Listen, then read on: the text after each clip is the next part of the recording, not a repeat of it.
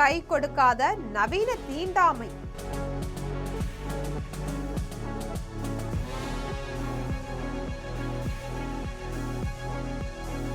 பிறப்புக்கும் என்பது ஏமாற்றவா? தீய சக்தியை இழுக்கும் சகதி தாவேகா.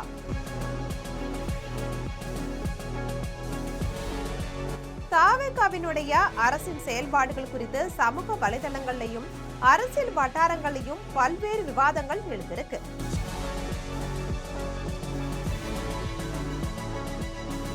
தேர்தலுக்கு முன் கூறிய வாக்குறுதிகளும் ஆட்சிக்கு பின் நடந்த சம்பவங்களும் என்ன சொல்கிறது என்பதை விரிவாக பார்க்கலாம்.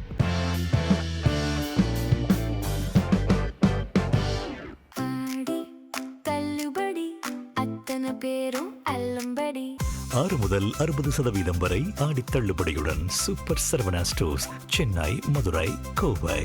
2024ஆம் ஆண்டு தமிழக வெற்றி கழகம்னு சொல்லக்கூடிய கட்சியை தொடங்கிய ஜோசப் விஜய் பிறப்போக்கும் எல்லா உயிர்க்கும் என்பதை கட்சியினுடைய முழக்கமா வைத்திருந்தார். பிறப்போக்கும் எல்லா உயிர்க்கும் சிறப்போவா செய்தொழில் வேற்றுமையான் அப்படின்ற திருக்குறளினுடைய முதல் அடியிலிருந்து எடுக்கப்பட்ட முழக்கம் இளைஞர்களையும் சமத்துவத்தை விரும்புவரையும் பெரிதும் கவர்ந்தது. அப்போதைய ஆளுங்கட்சியான திமுகவும் திருக்குறள் வழியில் ஆட்சி செய்வதாகவும் சமூக நீதிக்காகவே வாழ்வதாகவும் பிறப்போக்கும் எல்லா உயிர்க்கும் என்றும் கூறி அவ்வப்போது முழங்குவது உண்டு. இருந்தாலும் தாழ்த்தப்பட்டோருக்கு பொது தொகுதிகளை கொடுக்காது, ஏன் மாவட்ட செயலாளர் பதவி கூட கொடுக்காது. அமைச்சரவையில இடம் கொடுத்தா ஆதி திராவிடர் நலத்துறையை மட்டுமே கொடுக்கும். தாழ்த்தப்பட்டோருக்கு உயர்நீதிமன்ற நீதிபதி பதவி திமுக போட்ட பிச்சை அப்படின்னு இளைஞரணி கூட்டத்துல முதியவர் ஒருவர் பேசி அது சர்ச்சையாச்சு. அத்தகையோர் பிறப்போக்கும் எல்லா உயிர்க்கும் அப்படின்னு பேசியது உள்ளொன்று வைத்து புறமொன்று பேசியது என்று தமிழ்நாட்டு மக்கள் நன்றாகவே உணர்ந்தாங்க.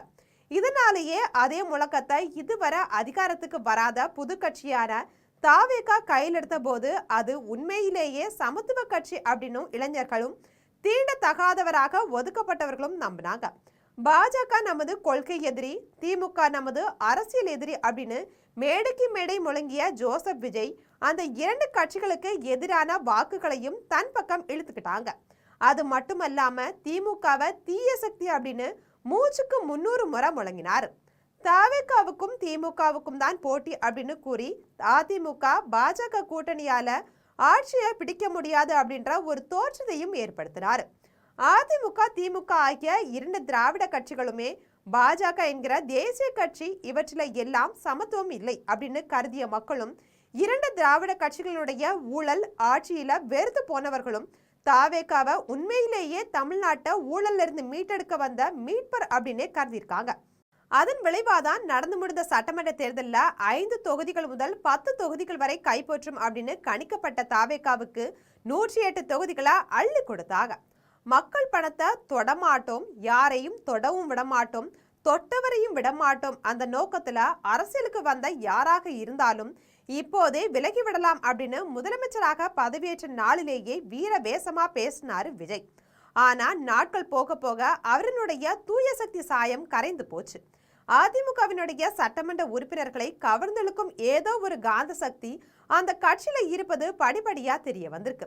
முதல்ல மதுராந்தகம், தாராபுரம், பெருந்துறை ஆகிய 3 தொகுதிகளில் அதிமுக சார்பில் போட்டியிட்டு தீய சக்தி தூய சக்தி ஆக இரண்டினுடைய சுழல்கள்ல சிக்காம மக்களினுடைய பேராதரவோட கரை சேர்ந்தவங்க பதவியேற்ற 2 வாரங்களுக்குள்ளேயே சட்டப்பேரவை தலைவரை பார்த்து பதவி விலகல் கடிதம் கொடுத்துட்டு தலைமைச் செயலகத்தினுடைய மேல் தளத்திலேயே புதிதாக உருவாக்கப்பட்ட தாவேகா கிளை அலுவலகத்துல போய் அந்த கட்சியில சேர்ந்துக்கிட்டாங்க. அதுக்கப்புறம் அம்பாசமுத்திரம் இசக்கி சுப்பையா, விராலிமலை விஜயபாஸ்கர், கரூர் எம்ஆர் விஜயபாஸ்கர் அப்படின்னு தூய சகதியோடைய ஈர்ப்புல பலரும் வலிவு விழுந்தாங்க. ஆம், ஒவ்வொரு கூட்டத்திலையும் தீய சக்தியினுடைய பிடியில இருந்து தமிழ்நாட்டை மீட்க வந்த தூய சக்தி தாங்கள் தான் அப்படின்ற தாவேகா தலைவர் ஜோசப் விஜய் சொல்லியிருந்தாங்க. ஆனா சட்டமன்ற தேர்தலுக்கு பிறகு ஆட்சி அதிகாரம் கைக்கு வந்த பிறகுதான் மக்களுக்கு தெரிய வந்தது அது தூய சக்தி அல்ல, தூய சகதி அப்படின்னு. ஏன்னா அதிமுகவினுடைய சட்டமன்ற உறுப்பினர்கள்ல ஒவ்வொருவரா இதுவரை 6 பேர் இந்த சகதியில வலிவு விழுந்து விட்டதை மக்கள் நன்றாக பார்த்து வராங்க. வாக்களித்து ஆட்சிக்கு வந்த பின் இனி நம்மால ஒன்றும் செய்ய முடியாது, 5 ஆண்டும் இதை அனுபவிப்பதுதான் நம் தளபதி அப்படின்னு நொந்தபடி மக்கள் தங்கள் வேலையை பார்த்துக்கிட்டு இருக்காங்க. 100 கணக்கான கோடிகள்ல ஊதியம் கிடைக்கும் நடிப்பு தொழிலை விட்டுட்டு மக்களுக்காகவே அரசியலுக்கு வந்ததாகவும் ஆட்சி கட்டில அமர்ந்திருக்கிறதாகவும் அவர் கூறியதை அவர் கட்சியில் இருக்கக்கூடிய இளைஞர்கள் மட்டுமல்லாம எல்லாருமே நம்பினாங்க. போக போக தான் மக்களுக்கு தெரிந்தது திரைப்படத்துல நடிப்பதை விட்டுட்டு அரசியல்ல நடிக்க வந்துட்டார் அப்படின்னு.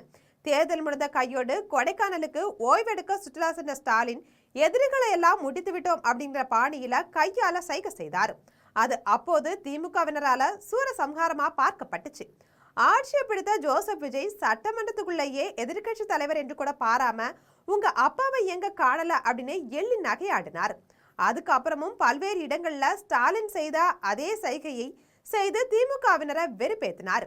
கொடைக்கானல்ல ஸ்டாலின் செய்த போது மகிழ்வூட்டிய அதே செய்கையா இப்போது ஜோசப் விஜய் செய்யும் போது எல்லாம் காலம் செய்த கோலம் அப்படின்ற எண்ணம் தான் திமுகவினருக்கு இருக்கும்.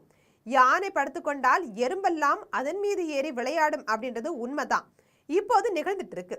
ஆனால் அந்த யானை வெறும் யானை அல்ல, ஊழல் யானை.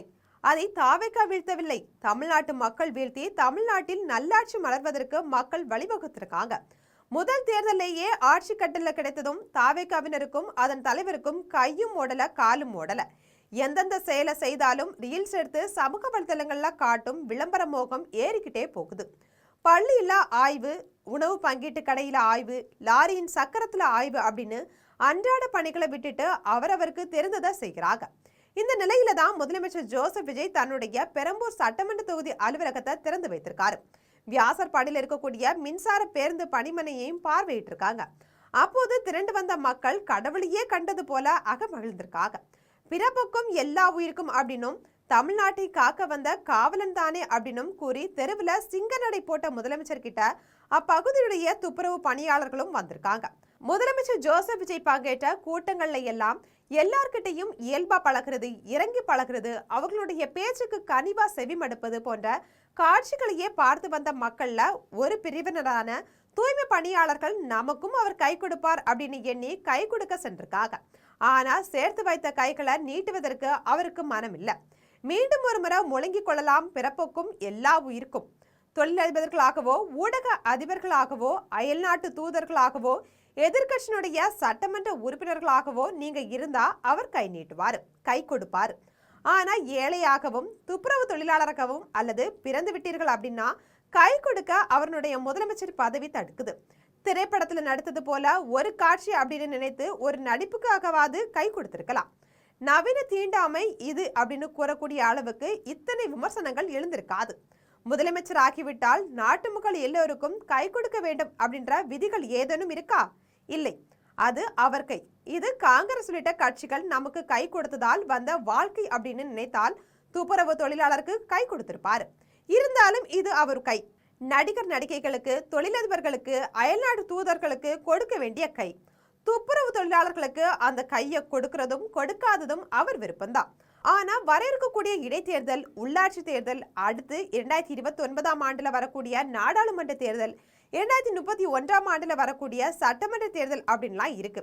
அப்போது மக்களின் கை தாவேகாவை தூக்கிவிட நீளுமா என்பது இனி ஐயத்துக்கிடமான ஒன்றுதான். பிறப்போக்கும் எல்லா உயிருக்கும் அப்படின்ற தாவேகாவின் முழக்கம் வெற்றி முழக்கமாவே இருப்பதையும் இந்த கை கொடுக்காத செயல் வெளிக்காட்டியிருக்கு. தடை செய்த குட்காவை தமிழ்நாட்டில் விற்றுக்கொள்ள கோடி கோடியா கையிட்டு வாங்கி கொண்ட எத்தகைய தீய சக்தியையும் தன்னுள்ளே இழுத்துவிடும் தூய சகதியாய் தாவேகா மாற்றியுள்ளதையும் அறியாதவர்கள் தமிழ்நாட்டின் மக்கள் என்று நினைத்தார்கள். அது அவர்களின் அறியாமை என்பதை காலம்தான் சொல்ல வேண்டும்.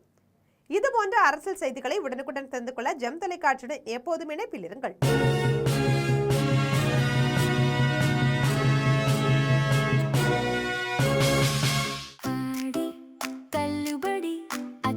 பேரும் அல்லம்படி 6 முதல் 60% வரை ஆடி தள்ளுபடியுடன் சூப்பர் சரவணா ஸ்டோர்ஸ், சென்னை, மதுரை, கோவை.